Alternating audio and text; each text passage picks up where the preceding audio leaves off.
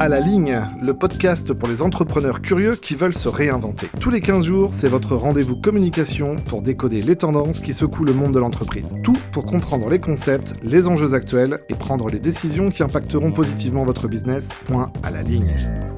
Bienvenue dans ce nouvel épisode de Point à la ligne, dédié aujourd'hui aux plumes fantômes, les secrets du copywriting et du ghostwriting. Que se cache-t-il exactement derrière ces deux termes dont vous avez déjà sûrement entendu parler, sans jamais avoir osé le demander ? Pour nous éclairer, nous recevons aujourd'hui deux experts en la matière. Je suis ravi d'accueillir Cathy Rincé, copywriter et content manager, et Jérôme Labbé, dirigeant de la société Horizon Consult. Bonjour à tous les deux.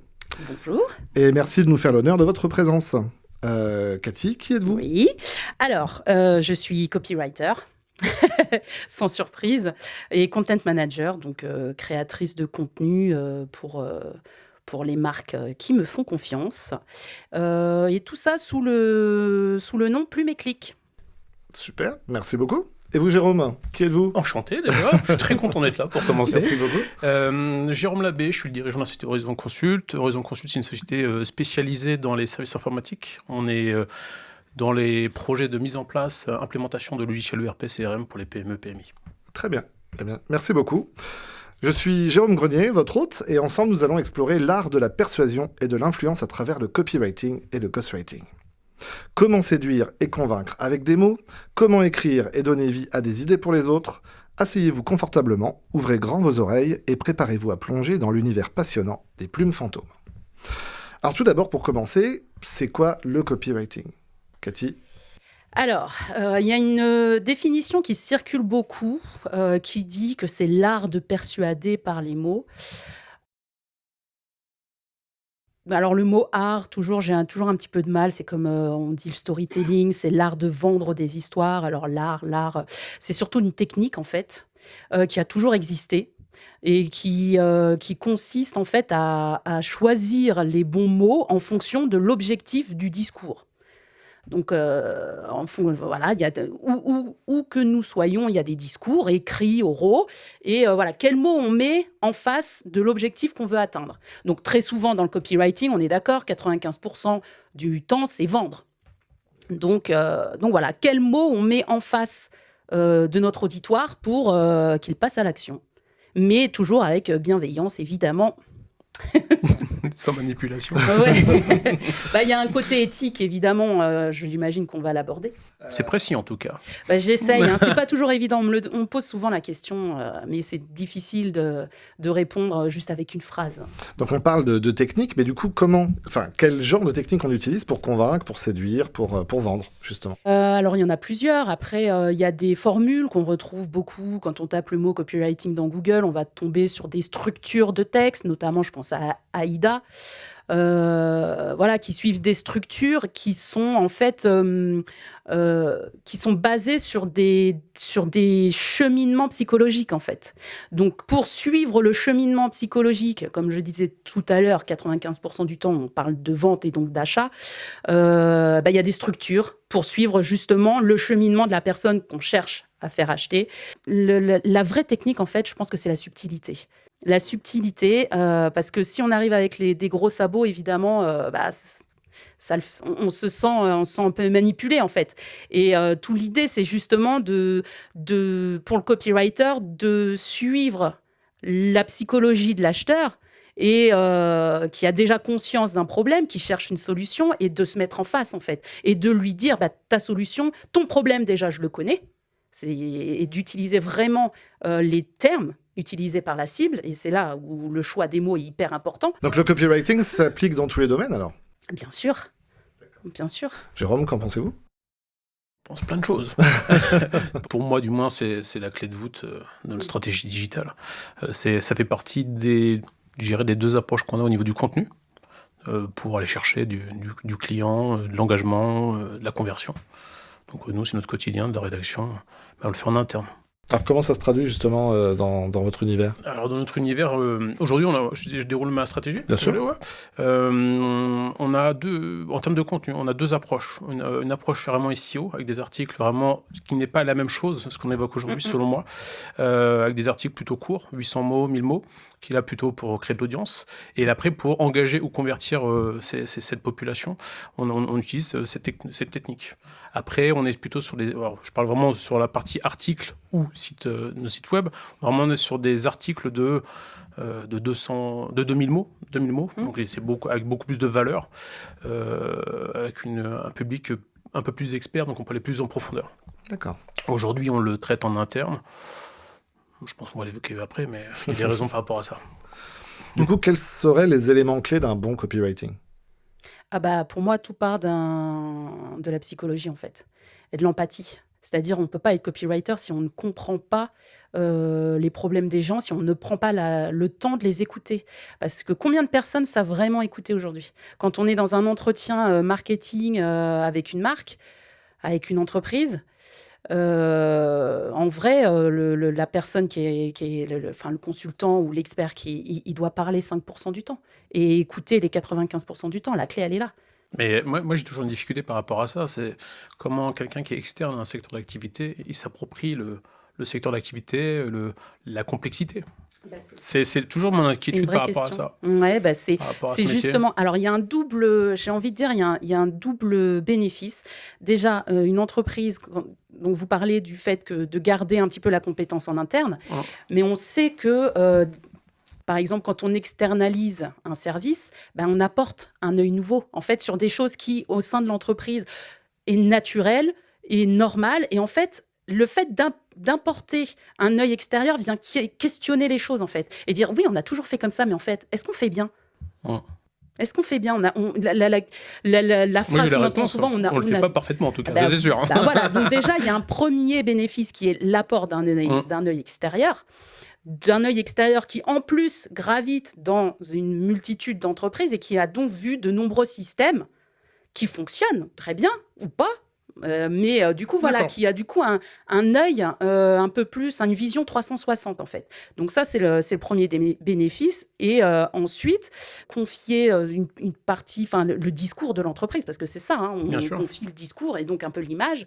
On est sûr qu'il y a une expertise en face. Donc, en confiant à un expert qui est vraiment un copywriter, je vais prêcher pour ma paroisse, voilà, on va au fond des choses, en fait. On fait une espèce de deuil de la surface et on va au fond des choses. Et il faut être prêt à le faire, ce qui n'est pas le cas de tout le monde. Donc, il y a vraiment une implication, un investissement auprès de la cible, en fait, auprès de votre... Toujours, oui, toujours. Okay. Oui, parce que tout part de là, finalement. Oui. Ok.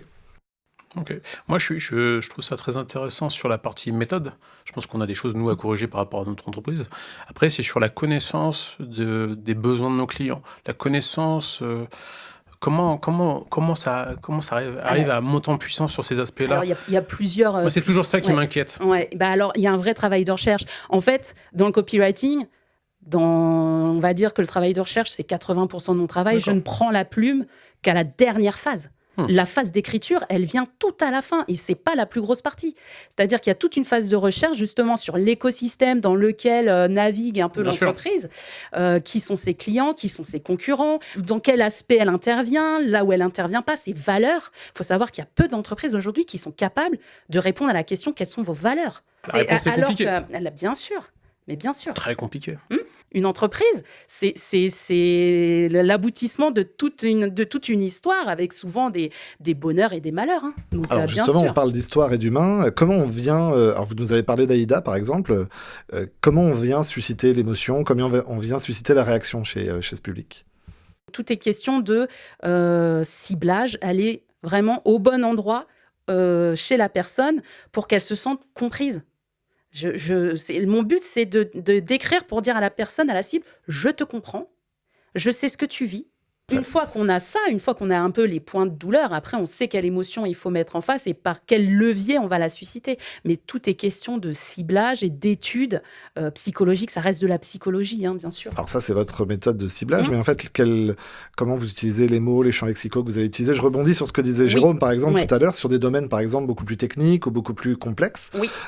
Comment vous allez C'est sûr réussir que à... quand on ne vend pas des produits fun, comme Ah, un bah, bien vélo, sûr. des Exactement. vêtements, des baskets, Exactement. quand on vend des produits purement techniques, ça devient complexe. Alors déjà, c'est une question d'aller chercher le vocabulaire. Quel vocabulaire vous utilisez? Parce que des fois, il y a des mots qui peuvent regrouper une même réalité, mais finalement, je vais choisir un mot, mais c'est pas celui qui est utilisé par la cible. Là, ça fait flop.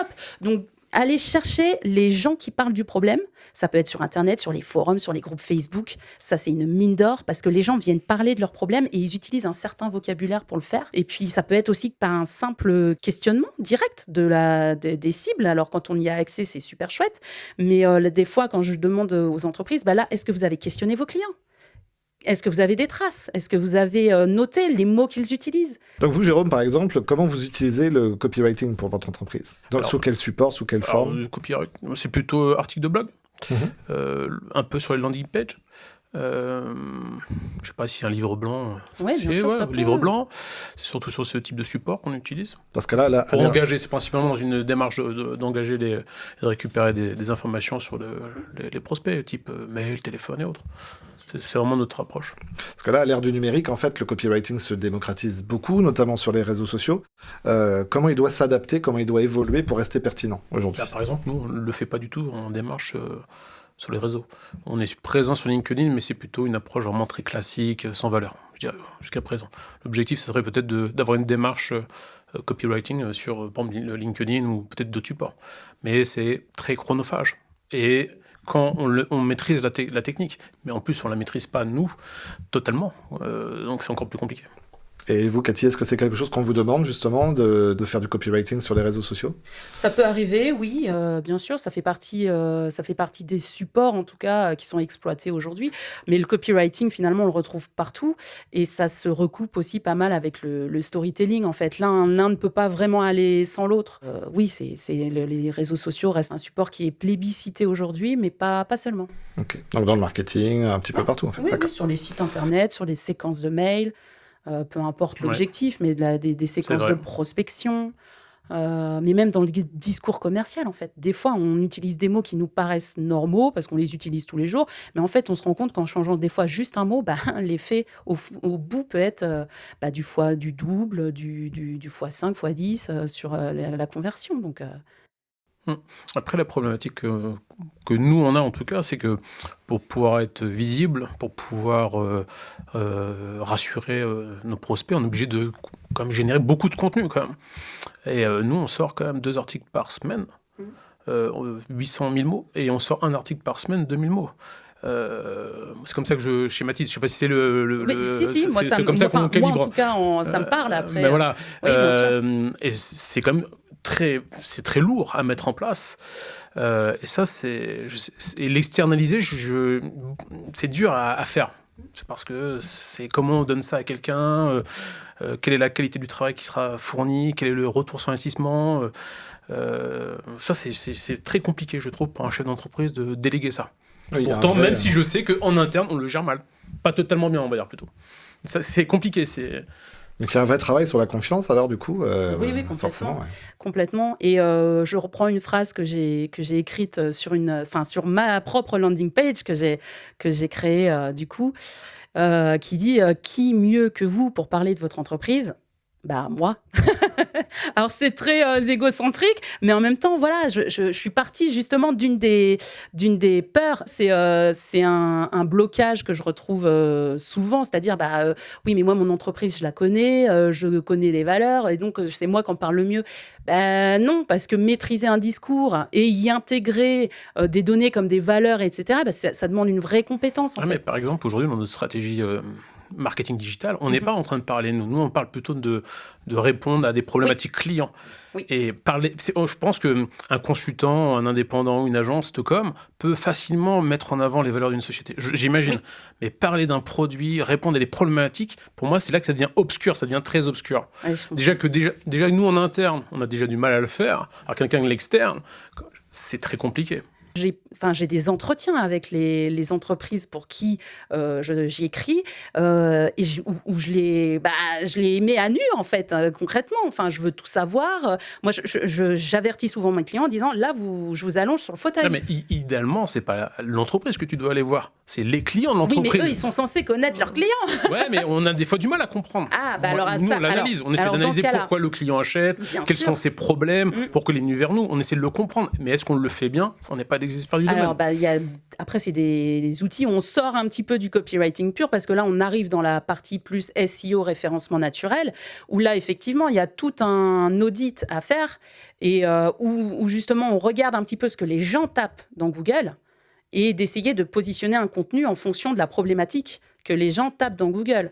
Donc déjà, c'est on va dire une source aussi pour nous, copywriters ou rédacteurs SEO, les requêtes qui sont demandées dans Google. Et effectivement, si moi, ça m'arrive aussi d'écrire avec un objectif SEO derrière, et des fois, je reçois des mots-clés. On me dit, voilà, il faut que tu écrives avec ce tel mot-clé. Bon courage. Non, je le fais, mais j'interroge toujours le mot-clé. Pourquoi vous avez choisi ce mot-clé-là ? Pourquoi ? Parce que moi, quand je le mets dans mon outil, devant, j'ai 0 en volume de recherche. Donc là, vous allez écrire un article sur le mot-clé-là que vous estimez être pertinent.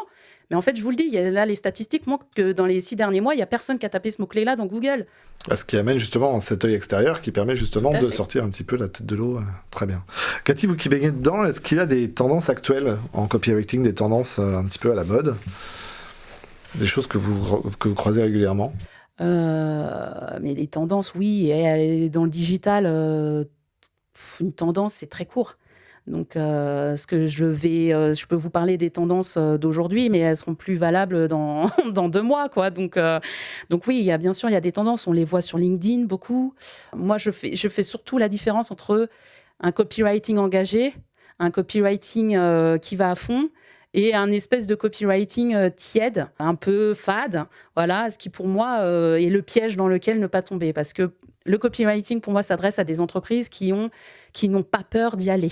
Mais il faut être prêt, en fait, pour le copywriting. Très bien. Vous, Jérôme, de l'autre côté du miroir, justement, comment vous le ressentez, le copywriting ? Est-ce que c'est quelque chose que vous arrivez à décrypter ou lorsque vous lisez un texte ? Est-ce que c'est quelque chose qui vous saute aux yeux ? On le décrypte. Moi, je le comprends bien. Après, c'est le mettre en œuvre qui est compliqué.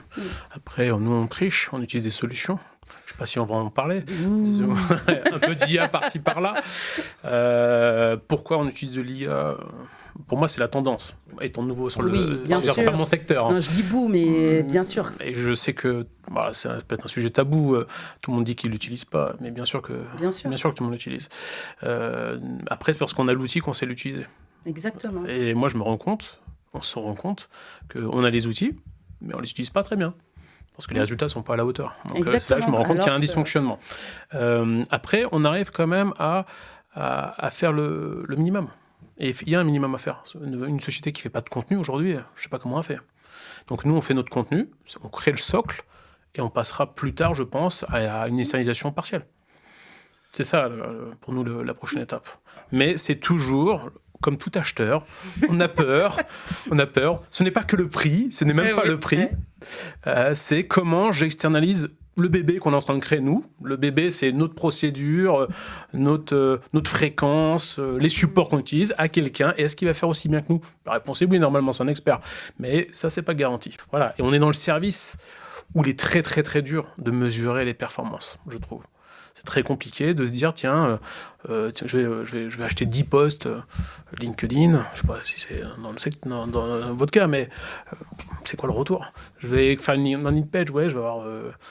je sais pas où je vais vous aider à avoir plus d'abonnés sur la newsletter. Ouais, mais ça va peut-être pas générer de chiffre d'affaires. Donc c'est très, très, pas fumeux, mais très virtuel. Alors, très virtuel. Il faut savoir qu'aujourd'hui, un des avantages du digital, c'est quand même que tout est traquable. Le moindre clic, on peut savoir où le visiteur a... Ça, on le voit bien sur certains experts LinkedIn qui disent « j'ai tant d'abonnés, j'ai tant de visiteurs ». Ça, c'est pas de l'argent, ça. Alors, ça dépend chez qui. Ça dépend chez qui, mais chez moi, c'est pas de l'argent, ça. Le but, alors après, on rentre un petit peu dans ce qu'on appelle le growth marketing, donc le marketing de croissance. Donc, le copywriting a largement sa place dans ces stratégies-là. Et parce qu'en fait, on voit clairement les performances d'une landing page. Par exemple, quand on fait une version A, une version B, on la teste. On teste la version A, on voit le taux de conversion. On teste la version B, on voit que le taux de conversion, parce que j'ai changé des fois un seul mot, ça peut se jouer à un seul mot. Ou alors, j'inverse le texte et le formulaire. Ou alors, enfin voilà, sur des choses qui nous paraissent minimes et sans impact, qui finalement en ont un grand. Et je vois la différence. Le chiffre, il est là. Et donc, hop, je vais forcément balancer la version qui a le plus performé, et je sais qu'elle a un tant de taux de conversion, et le taux de conversion, voilà, c'est pas de nombre d'abonnés en LinkedIn. Ceux qui mettent en avant aussi ces statistiques-là, c'est ce qu'on appelle aussi les metrics, les vanity metrics. Ah bah oui, ça flatte l'ego, génial, oui, mais à la fin du mois, ton CA, il est à combien? Donc c'est bien d'avoir 100 000 abonnés, mais sur tes 100 000 abonnés, t'en as converti combien? Donc c'est là, on est d'accord que c'est comme dur de... Mais non, je trouve. Tout est mesurable sur Internet, sur le digital, tout est mesurable. On sait exactement où le visiteur clique, on sait le nombre de temps qu'il reste sur une page, on a accès à tout. Ce qui fait la différence avec le marketing des années avant le digital, où là, on balançait une pub à 20h sur TF1 pendant le match de foot en espérant qu'on ait notre cible devant la télé. Mais voilà, aujourd'hui, tout est hyper ciblé et hyper traçable. Donc, bien sûr qu'on peut savoir les performances... un changement de mots parfois. Vous disiez, Cathy, tout à l'heure que les modes, les formats innovants étaient assez éphémères. Aujourd'hui, on voit que le storytelling s'est beaucoup invité dans le copywriting. Qu'est-ce que vous en pensez et qu'est-ce que vous pouvez nous en dire? Convaincu à 100%. Convaincu à 100%. Quand j'ai une entreprise qui a bossé sur son storytelling et qui m'emmène un dossier qui a été fait par un storyteller mais alors moi, là, je me régale parce que j'ai plus qu'à dérouler mes mots, en fait. Donc, et quand il n'est pas fait, en général, j'aime bien... je peux pas travailler mon copywriting sans des notions de storytelling, parce que un simple bouton CTA... je vais intégrer Alors, bouton CTA, pour ceux qui... Voilà, c'est les boutons sur lesquels vous cliquez à la fin d'un formulaire ou à la fin... c'est les boutons qui vous emmènent d'une page à une autre. En général, ils ont un contraste très fort en couleur pour qu'ils soient bien visibles, parce que voilà, c'est là où on veut vous emmener. Et du coup, les mots que je vais utiliser dans mon bouton CTA sont issus du storytelling. Et ils continuent de raconter l'histoire de la marque. Et je ne sais pas, si je prends une entreprise qui va vendre des jouets pour chats, par exemple, mon CTA, ça peut être un petit coup de patte, ou alors par ici la souris, des choses comme ça, voilà, ou qui vont continuer de raconter l'histoire de la marque, des jouets pour chats, par exemple. Mais là, tu prends un exemple d'un secteur d'activité fun. Oui. Donne-moi un exemple sur un secteur... Sur un secteur industriel par exemple. Ça peut être... ça peut Contactez-nous. Alors non, alors mais ça va être sortir de bateau. Ça devient compliqué quand même. Oui et non, ça devient compliqué, oui, bien sûr, quand on maîtrise pas le copywriting. Alors justement, c'est mon cas. Puisqu'on parle de maîtriser le copywriting, quelles sont les compétences à développer pour être un bon copywriter? Alors je le redis, l'empathie à fond. On doit comprendre les personnes à qui on s'adresse, des compétences rédactionnelles aussi. Il faut être capable aussi de se fondre dans des fonctionnements qui ne sont pas le nôtre, de ne pas forcément partir dans des belles envolées lyriques. Voilà, c'est pas ça le copywriting. C'est pas du tout les mêmes compétences. Voilà, il faut être capable d'écrire court, percutant. Donc, il faut utiliser le minimum de mots pour faire passer des fois des grosses idées. Donc voilà, c'est une vraie compétence. Super, c'est très clair. Nous arrivons déjà à la fin de la première partie de cette émission dédiée au copywriting. À vous qui nous écoutez, un grand merci de nous avoir suivis. J'espère que vous y voyez plus clair sur ce sujet passionnant. Merci infiniment à Cathy et à Jérôme. Ça a été un plaisir de vous recevoir et de vous écouter. On se retrouve très vite pour la suite de cet épisode consacré aux plumes fantômes.